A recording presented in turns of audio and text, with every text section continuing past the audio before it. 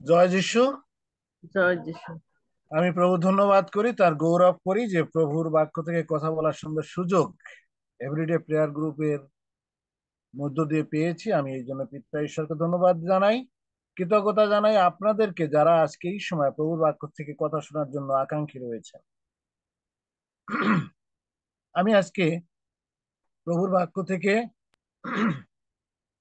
যে বিষয় নিয়ে কথা বলতে চাই সেটি হচ্ছে পরীক্ষা সিদ্ধতাই জীবন মুকুট লাভের উপায়। পরীক্ষা সিদ্ধতাই জীবন মুকুট লাভের উপায়। আসলে আমরা শাস্ত্র পাঠ করি, যাকোব 1 অধ্যায় 12 থেকে 15 পদ। ধন্য সেই ব্যক্তি যে পরীক্ষা সহ্য করে, কারণ পরীক্ষা সিদ্ধ হইলে পর সে জীবন মুকুট প্রাপ্ত হইবে। তাহা প্রভু তাহাদিগকেই দিতে অঙ্গীকার করিয়াছেন, যাহারা তাহাকে প্রেম করে। পরীক্ষার সময় কেহ না বলুক, ঈশ্বর হইতে আমার পরীক্ষা হইতেছে। কেননা মন্দ বিষয়ের দ্বারা ঈশ্বরের পরীক্ষা করা যাইতে পারে না, আর তিনি কাহারও পরীক্ষা করেন না। কিন্তু প্রত্যেক ব্যক্তি নিজ কামনা দ্বারা আকর্ষিত ও প্ররোচিত হইয়া পরীক্ষিত হয়। পরে কামনা সগর্বা হইয়া পাপ প্রসব করে, এবং পাপ পরিপক্ক হইয়া মৃত্যুকে জন্ম দেয়। খ্রিস্টতে প্রিয় সুধীজন, আমি জানি এই জায়গা থেকে আমরা কথা শুনি নাই এমন কেউ আমরা এখানে নেই। আমরা সবাই শুনেছি, অনেকবার অনেকের কাছ থেকে আমরা শুনেছি। আমি আজকে শুধুমাত্র আপনাদের শোনা এবং জানা বিষয়টাকে শুধুমাত্র একটু স্মরণ করিয়ে দিতে চাই। আমার যে বিষয় আমি বোঝানোর চেষ্টা করছি সেটা হচ্ছে পরীক্ষা সিদ্ধতাই জীবন মুকুট লাভের উপায়। পরীক্ষা সিদ্ধতা যখন আমরা অর্জন করতে পারি, পরীক্ষায় যখন আমরা সিদ্ধ হই, তখনই মাত্র জীবন মুকুট আমাদের কাছে আসে। এই পৃথিবীতে এমন কোনো ধর্মমত নাই যে ধর্মমতে বিশ্বাস ছাড়া কোনো ধর্মমত তৈরি হয়েছে। যত প্রকারের ধর্মমত এই পৃথিবীতে আছে, প্রত্যেক ধর্মমতের মূলে রয়েছে বিশ্বাস। অর্থাৎ ধর্মকে বিশ্বাস না করলে সেটি আর ধর্ম থাকে না। সে একইভাবে আমরা খ্রিস্টীয় ধর্ম বিশ্বাস করি, যারা হিন্দুরা তারা হিন্দু ধর্ম বিশ্বাস করে, যারা মুসলিম তারা মুসলিম ধর্ম বিশ্বাস করে, এবং এই বিশ্বাসের উপরে ভিত্তি করেই প্রত্যেকটি ধর্ম টিকে আছে।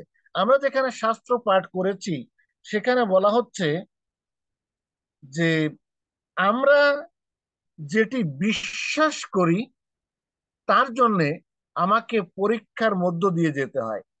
সিম্পলি যদি আমরা বলি আমরা খ্রিস্টিয়ান, কাকে বিশ্বাস করে? প্রভু যীশু খ্রিস্টকে বিশ্বাস করে। প্রভু যীশু খ্রিস্টকে বিশ্বাস করেই আমরা খ্রিস্টিয়ান। তাহলে আমরা খ্রিস্টিয়ান হিসাবে বা বিশ্বাসী হিসাবে আমাদের আমাদের এই বিশ্বাসেরও পরীক্ষা দিতে হবে। আলোচ্য শাস্ত্রাংশে এখানে বলা হচ্ছে পরীক্ষা সিদ্ধ হইলে পর জীবন মুকুট প্রাপ্ত হইবে। জীবন মুকুট এটি একটি সম্মানের বিষয়।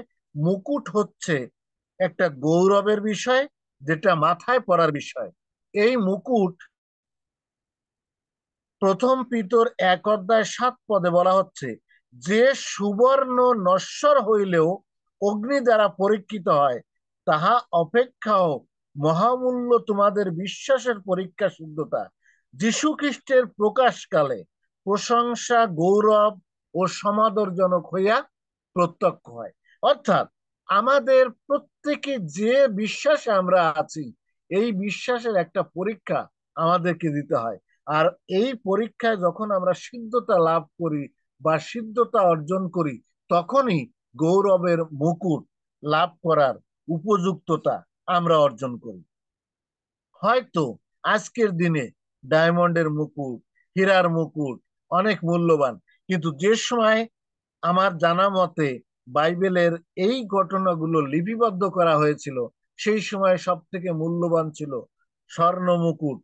আর এখানে প্রথম পিতর 1 অধ্যায় 7 পদে সেই কথা বলা হচ্ছে যে যে সুবর্ণ নশ্বর হইলেও অগ্নি দ্বারা পরীক্ষিত হয়, তাহা অপেক্ষা মহামূল্য তোমাদের বিশ্বাসের পরীক্ষা সিদ্ধতা। যীশু খ্রিস্টের প্রকাশকালে প্রশংসা, গৌরব ও সমাদরজনক হইয়া প্রত্যক্ষ হয়। খ্রিস্টতে প্রিয় সুধীজন, আজকে প্রভুর বাক্যের আলোকে আমি যে বিষয়টি আমাদের সকলের উদ্দেশ্যে বলতে চাই সেটি হচ্ছে বাইবেলের একজন বিখ্যাত ব্যক্তিত্ব। তিনি যা বিশ্বাস করতেন সেই বিশ্বাসের পরীক্ষা তার জীবনকালে তিনি দিয়েছেন। আর আমরা আজকে আমাদেরকে একটু ঝালাই করে দেখব তার মতো আমরা কি আমাদের বিশ্বাসের পরীক্ষা দিচ্ছি কিনা। আর সেই ব্যক্তির নাম হলো যোসেফ। অত্যন্ত মহান ব্যক্তিত্ব, অত্যন্ত গৌরবের একটি ব্যক্তিত্ব। আর সেই চরিত্রটি হলো যোসেফ।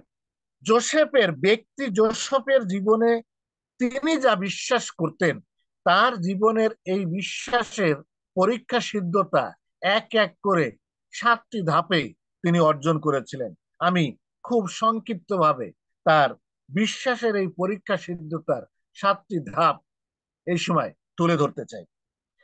ব্যক্তি যোসেফের জীবনের পরীক্ষার বিশ্বাসের পরীক্ষা সিদ্ধতা। ব্যক্তি যোসেফের জীবনে তিনি যা বিশ্বাস করতেন তার জন্য তাকে বেশ কিছু পরীক্ষার মধ্য দিয়ে যেতে হয়েছিল।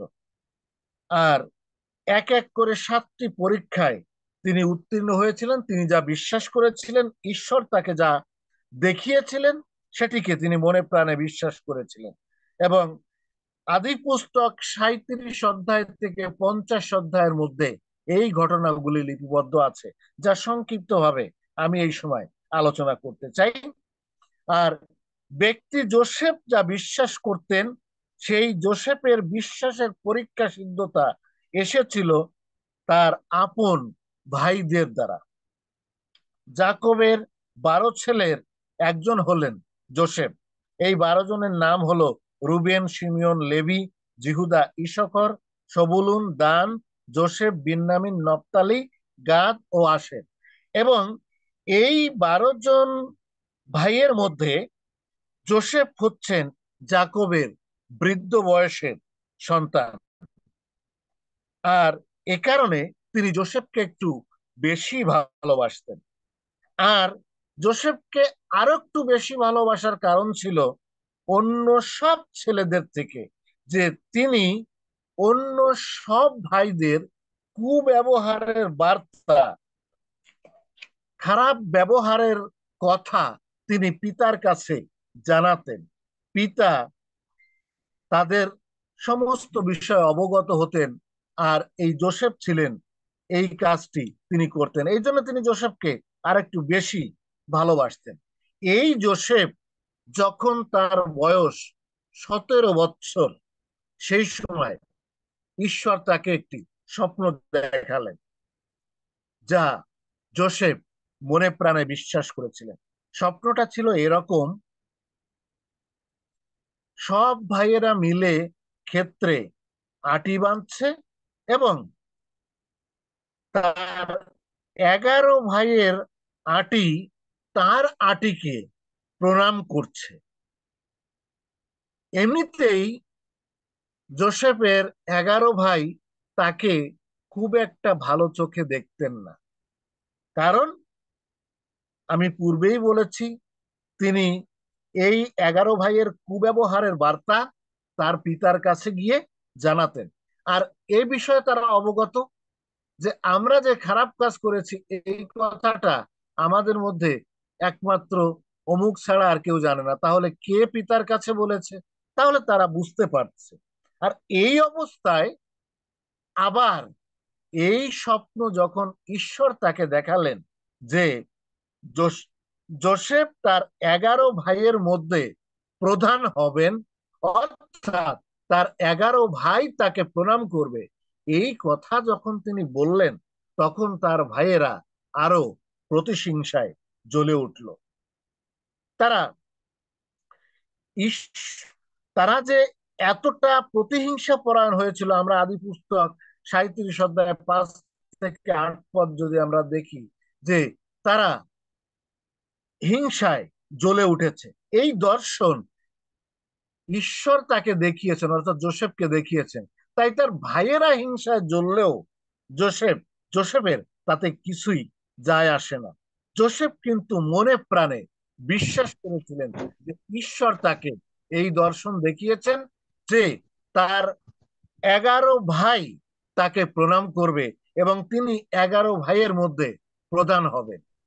আর যোসেফ যা বিশ্বাস করেছিলেন, তার 11 ভাই কিন্তু সেটাকে মেনে নিতে পারে নাই। আর এটি হলো যোসেফের বিশ্বাসের পরীক্ষার প্রথম ধাপ। দ্বিতীয় ধাপ, যোসেফের বিশ্বাসের দ্বিতীয় ধাপ তার বাবা মার দ্বারা। আদি পুস্তক 37 অধ্যায় 9 থেকে 11 পদে যোসেফ আবারও একটা দর্শন দেখলেন। ঈশ্বর তাকে দর্শন দেখালেন, সূর্য, চন্দ্র ও 11 নক্ষত্র যোসেফকে প্রণিপাত করবে, অর্থাৎ যোসেফকে প্রণাম করবে। সূর্য হলো যোসেফের বাবা, চন্দ্র হলো যোসেফের মা, এবং 11 নক্ষত্র হলো যোসেফের 11 ভাই। এই স্বপ্নের কথা যখন তার পিতা মাতা জানতে পারলেন, তখন তারা বিষয়টিকে মেনে নিতে পারেন নাই।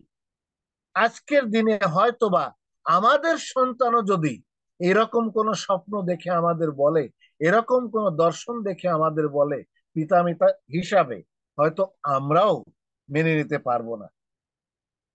কারণ এখানে লেখা আছে যে তাই তিনি ধমক দিয়ে তাকে বললেন, তুমি এ কেমন স্বপ্ন দেখলে?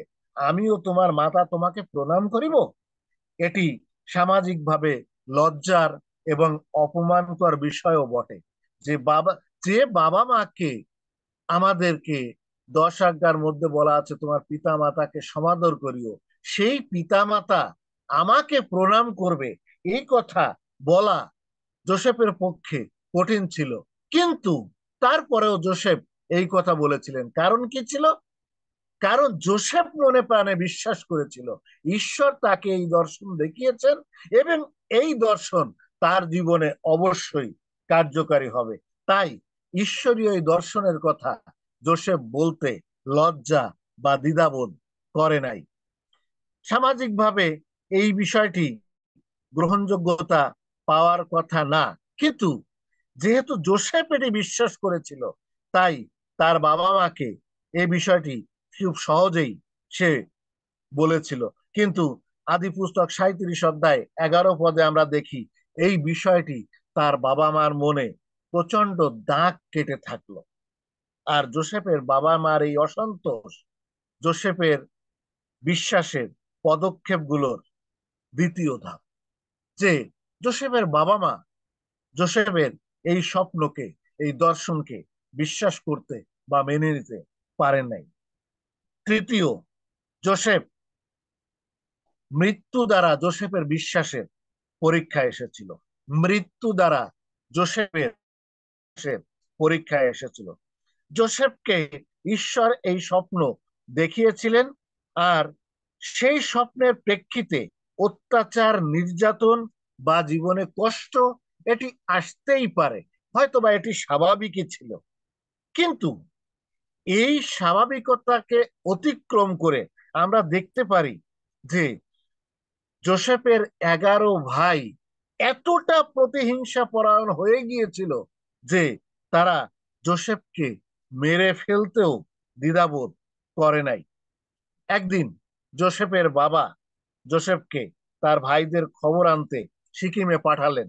সিকিমে গিয়ে জোসেফ দেখলেন তাদের পশুপাল সিকিমে নাই।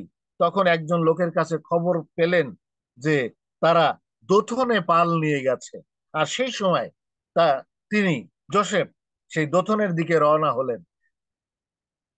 জোসেফকে আসতে দেখে 11 ভাই মিলে পরিকল্পনা করে বললেন, এসো আমরা সবাই মিলে ওকে মেরে ফেলি, দেখি ওর স্বপ্নের কি হয়। তারপর বাবাকে সংবাদ দিব কোন হিংস্র জন্তু তাকে খেয়ে ফেলেছে। জোসেফের ভাইয়েরা জোসেফের স্বপ্নের কারণে এতটাই হিংস্র হয়েছিল যে তাকে মেরে ফেলতেও তারা পিছপা হয় নাই। এই জাতীয় ঘটনা আমাদের আশেপাশে আমরা অহরহ ঘটতে দেখে থাকি। জোসেফের বড় ভাই ছিল, ছোট ভাইও ছিল। বড় ভাইরা এই বিষয়টাকে সব থেকে বেশি খারাপ দৃষ্টিতে নিয়েছিল। ছোট ভাইরা বড় ভাই হিসাবে জোসেফকে হয়তো প্রণাম করলেও করতে পারে, কিন্তু তার বড় ভাইরা প্রণাম করবে এটি তারা মেনে নিতে পারে নাই। তাই জোসেফের জীবনের বিশ্বাসের পরীক্ষা মৃত্যু দিয়ে তাকে দিতে হয়েছিল। তাকে মেরে ফেলার জন্য তাকে একটা গর্তের মধ্যে তারা ফেলে দিল, যেন সেখানে থেকে সে পচে মারা যায়, যদিও সেই গর্তে জল ছিল না। চতুর্থ, তার বিশ্বাসের পরীক্ষা এসেছিল পরাধীনতার দ্বারা। জোসেফের 12 ভাইয়ের মধ্যে সব থেকে বড় ছিলেন রুবেন। তিনি অন্যান্য ভাইদের হিংসার বলি থেকে তাকে একটু কৌশলে বাঁচানোর চেষ্টা করছিলেন, যে তাকে এমন একটা গর্তে তারা ফেলে দিল যে গর্তে জল ছিল না। অর্থাৎ সে চিন্তা করছিল যে যখন অন্য ভাইয়েরা সরে যাবে, তখন রুবেন কোনো না কোনো কায়দায় তাকে গর্ত থেকে তুলে যে কোনো ভাবে তার বাবার কাছে তাকে ফেরত পাঠিয়ে দেবে। আর সেজন্য সে সময়ের অপেক্ষা করতেছিল। যে গর্ত যে গর্তে তাকে ফেলে দেওয়া হয়েছিল, সেই গর্তে জল ছিল না বটে, কিন্তু সেই গর্ত থেকে জোসেফের পক্ষে একা উঠে আসাও সম্ভব ছিল না। রুবেন যখন অপেক্ষায় আসতেন যে জোসেফকে তিনি সেই গর্ত থেকে তুলবেন, ইতিমধ্যে তার পরবর্তী বড় ভাই, আর এক বড় ভাই জিহুদা, সেকেন্ড প্ল্যান তিনি কার্যকারী করলেন। তিনি বললেন, আমাদের ভাইকে মেরে ফেলে আমাদের তো কোনো লাভ হবে না।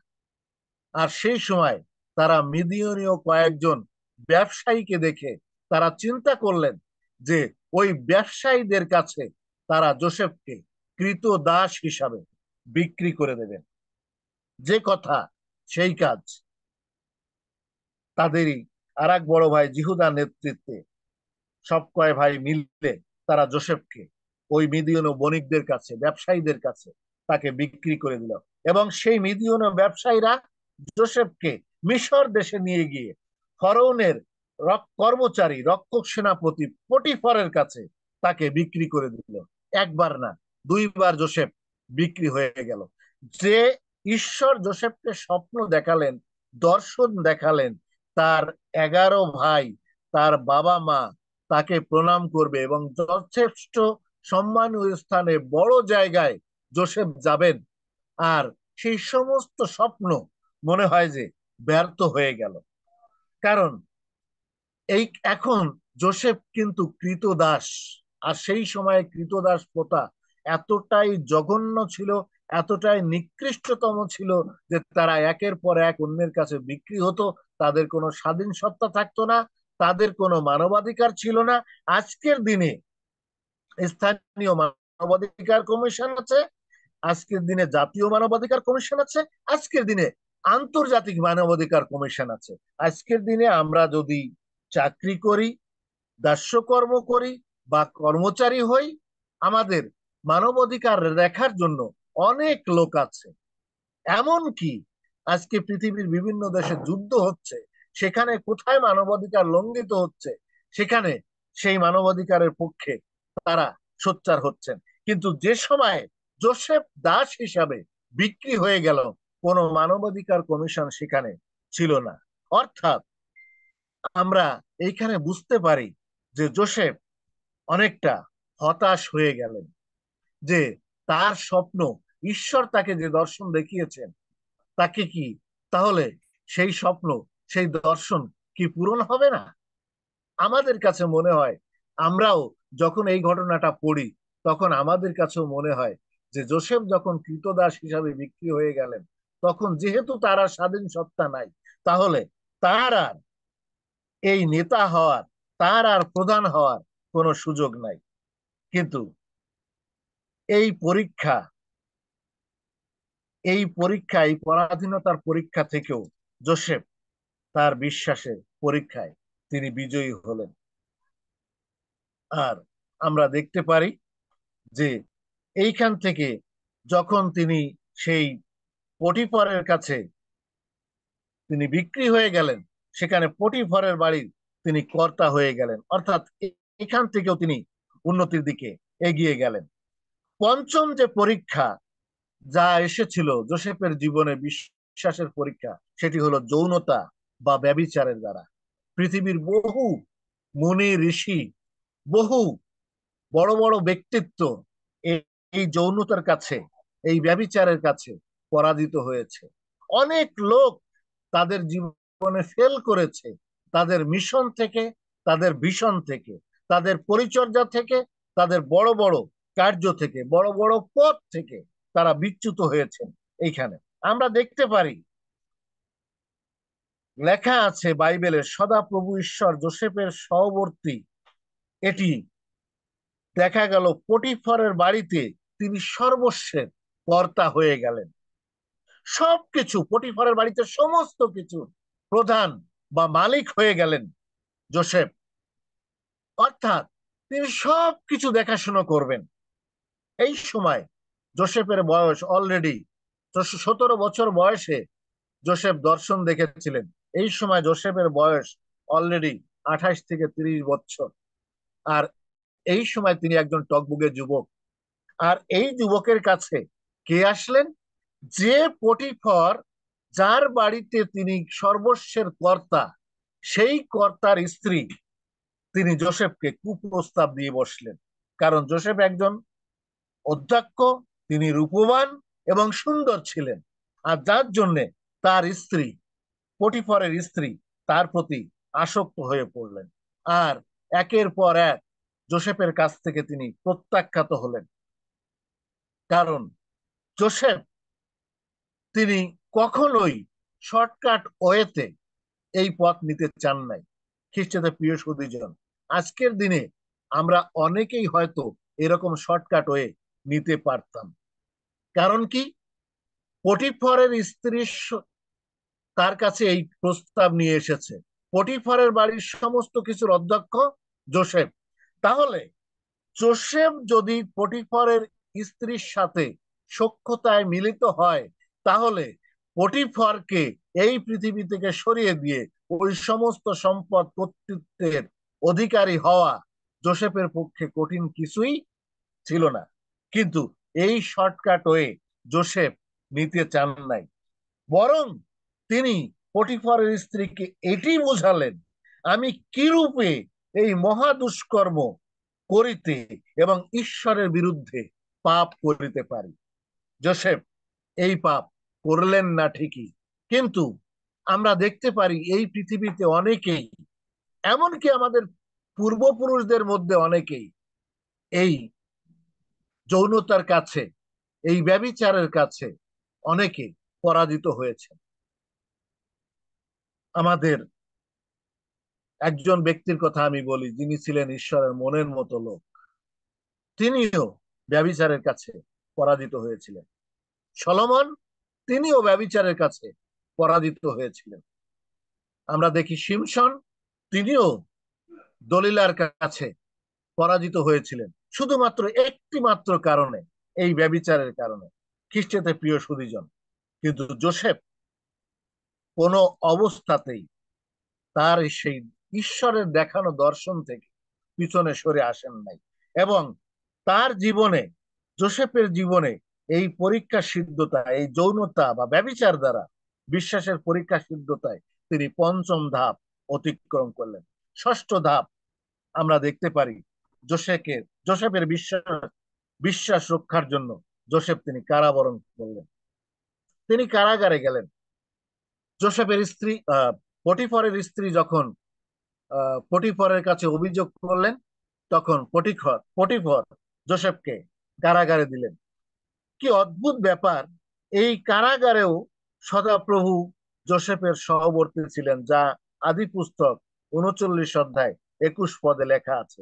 তিনি কারাগারে গেলেও কারারক্ষকের বিচক্ষণতায় তিনি সমস্ত বন্দির তত্ত্বাবধানের ভার তিনি গ্রহণ করলেন, এবং সেখানকার সমস্ত কর্ম যোসেফের আজ্ঞা অনুসারে হতো, যা 39 অধ্যায় 22 পদে লেখা আছে।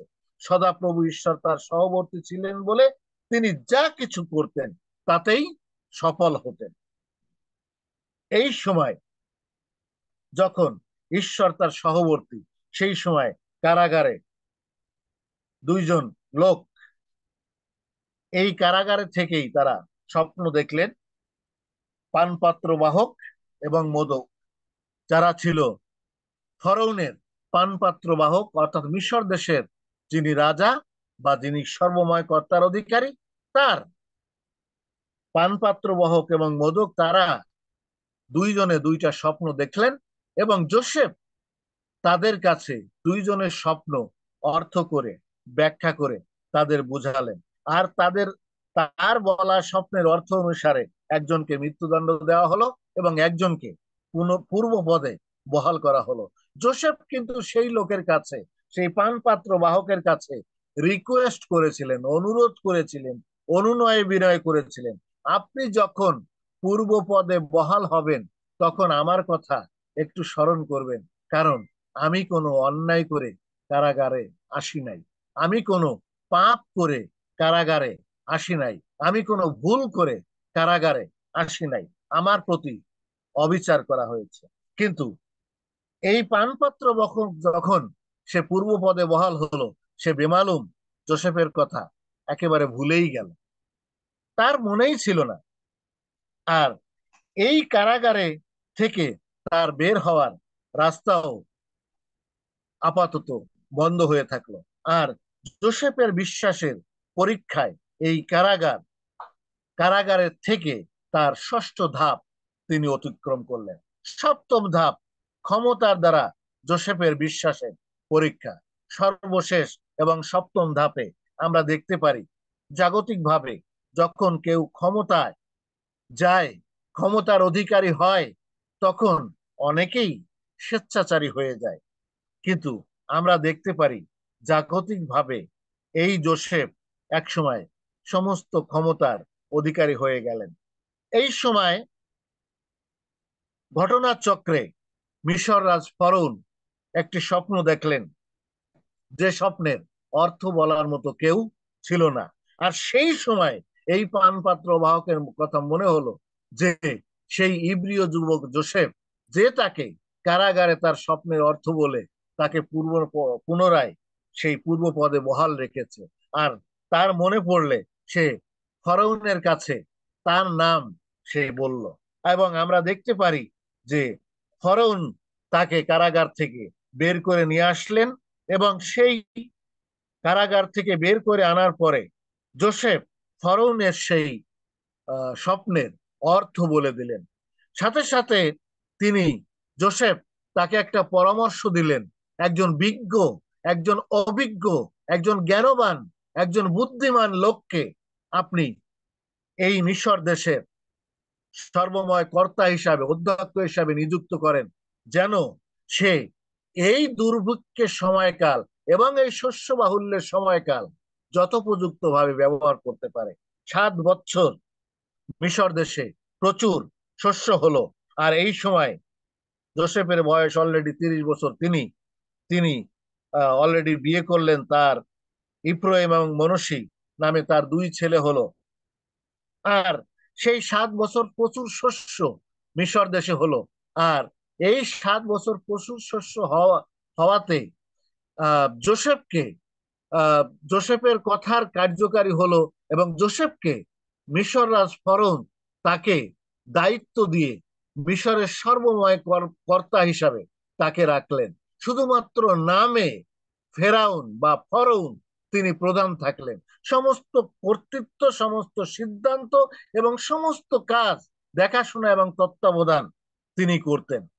আর সমস্ত মিশর দেশের প্রধান এবং সর্বময় ক্ষমতার অধিকারী হয়েও তিনি স্বেচ্ছাচারী হন নাই। তারপরেও তার ভাইদের কথা, তার বাবা মায়ের কথা যোসেফ কখনো ভুলে যান নাই। আর যখন দুর্ভিক্ষ শুরু হলো, সেই সময় যোসেফের ভাইয়েরা শস্য কেনার জন্য, একমাত্র ছোট ভাই বাদে আর 10 ভাই, তারা মিশর দেশে শস্য কিনতে আসলেন। আর সেই সময় যোসেফ তার ভাইদের চিনতে পারলেও তার ভাইয়েরা তাকে চিনতে পারেন নাই। তারপরে তিনি কৌশলে তাদেরকে আতিথ্য করলেন, এবং তাদেরকে আতিথ্য করার পরে আমরা দেখতে পারি তার 11 ভাই মিলে যোসেফকে প্রণাম করলেন। যোসেফের স্বপ্ন পূর্ণ হলো। ঈশ্বর তাকে যে দর্শন দেখিয়েছিলেন যে তার 11 ভাই তাকে প্রণাম করবে, আর সেই স্বপ্ন পরিপূর্ণ হলো। 39, 40, 45 অধ্যায় পর্যন্ত আমরা যদি পড়ি, তাহলে আমরা দেখতে পারবো যে তার যোসেফকে ঈশ্বর যে দর্শন দেখিয়েছিলেন, যে স্বপ্ন দেখিয়েছিলেন, তার স্বপ্ন পরিপূর্ণ হলো। তার 11 ভাই তাকে প্রণাম করলো। তার 11 ভাই যখন তাকে প্রণাম করলো, তখন তিনি তাদের গলা ধরে রোদন করেছিলেন, কেঁদেছিলেন। তারপরে তিনি তার ভাইদের এবং তার পিতা মাতাকে তিনি মিশর দেশে নিয়ে আসলেন, এবং মিশর দেশে এসে তারা মিশর দেশের সব থেকে উত্তম অঞ্চল রামিশেস, সেই জায়গায় তারা বসতি স্থাপন করলেন। এবং এই মিশর দেশে তারা পরবর্তীতে সংখ্যায় অনেক অধিক হয়ে গেল, সম্পদেও অধিক হলো, এবং ক্ষমতায়ও অধিক হয়ে গেল। তারপরে আমরা দেখতে পারি এই মিশর দেশে তারা দাসত্ব বরণ করেছিল ইসরায়েল জাতি। যাও, আমি যে কথাটি বলতে চাই, রামিশেষে বসতি স্থাপন করার সময় যোসেফের যে অভিব্যক্তিটা ছিল, তোমরাই আমাকে না, তার ভাইদের তিনি বলছেন, তোমরাই আমাকে এই স্থানে পাঠাইয়াছ তাহা নয়, ঈশ্বরই পাঠাইয়াছেন, এবং আমাকে ফরৌনের পিতৃস্থানীয়, তাহার সমস্ত বাটির প্রভু ও সমস্ত মিশর দেশের উপরে শাসনকর্তা করিয়াছেন। আদি পুস্তক 45 অধ্যায় 8 পদে এই কথা লেখা আছে। যোসেফ, ঈশ্বর তাকে যে দর্শন দেখিয়েছেন, যে স্বপ্ন দেখিয়েছেন, সেটি মনে প্রাণে বিশ্বাস করেছিলেন, এবং তার বিশ্বাসের কারণে একে একে 7টি ধাপে পরীক্ষা দিয়ে সেখান থেকে উত্তীর্ণ হয়ে বিজয়ী হয়ে তিনি আজকে তার যে বিশ্বাস, তিনি তার পরিপূর্ণতা লাভ করলেন। খ্রিস্টতে প্রিয় সুধীজন, প্রকাশিত বাক্যে 2 অধ্যায় 10 পদে লেখা আছে, তুমি মরণ পর্যন্ত বিশ্বস্ত থাকো, তাহাতে আমি তোমাকে জীবন মুকুট দিব। এশিয়ার সপ্ত মণ্ডলীর একটি মণ্ডলী স্মুরনা মণ্ডলী। এই স্মুরনা মণ্ডলীর প্রতি যিশুর যে ভবিষ্যৎবাণী, সেটি ছিল 155 খ্রিস্টাব্দের কথা। সেই সময় এই স্মুরনা মণ্ডলীর বিশপ ছিলেন পলিকার্প, আর এই স্মুরনা মণ্ডলী ছিল এশিয়ার সপ্তমণ্ডলীর একটি মণ্ডলী। এই পলিকার্পের বয়স যখন 86 বছর, তখন তাকে পুড়িয়ে মারা হয়। তার অপরাধ ছিল কৈশোরকে প্রভু না বলা। তার শেষ কথা ছিল, আমার জীবনের 86 বছর যে বিশ্বাস আমি রক্ষা করে এসেছি, সামান্য জীবনের মোহে সেই বিশ্বাস আমি হারাতে পারবো না। কথিত আছে, যোহনকে যখন পাঠন দ্বীপে নির্বাসন দেওয়া হয়, তৎকালীন কৈশোরে তাকে হুকুম দিয়েছিলেন যেন যোহনকে উত্তপ্ত তেলের কড়াইতে ভাজা হয়। উত্তপ্ত তেলের কড়াইতে যখন যোসেফকে ভাজা হচ্ছিল, তখন যোসেফ সেই তেলের কড়াইতে তার এক পাশ যখন ভাজা হয়ে গিয়েছিল, তখন তিনি তৎকালীন সেই কৈশোরকে বলেছিলেন, আমাকে উল্টিয়ে দিন, আমার এক পাশ ভাজা হয়ে গেছে। কৈশোর ভয় পেয়েছিলেন, পাটন দ্বীপে তাকে নির্বাসনে দিয়েছিলেন, কারণ তিনি বুঝতে পেরেছিলেন যে তেলে ভাজার পরেও যে এই কথা বলতে পারে, তাকে মারা আমার পক্ষে সম্ভব হবে না। আমি বলছি, এটা মিথ, শুধুমাত্র কিংবদন্তি আছে, কথিত আছে যে এই কথার পরে যোসেফকে না, যোহনকে পাটন দ্বীপে নির্বাসন দেওয়া হয়।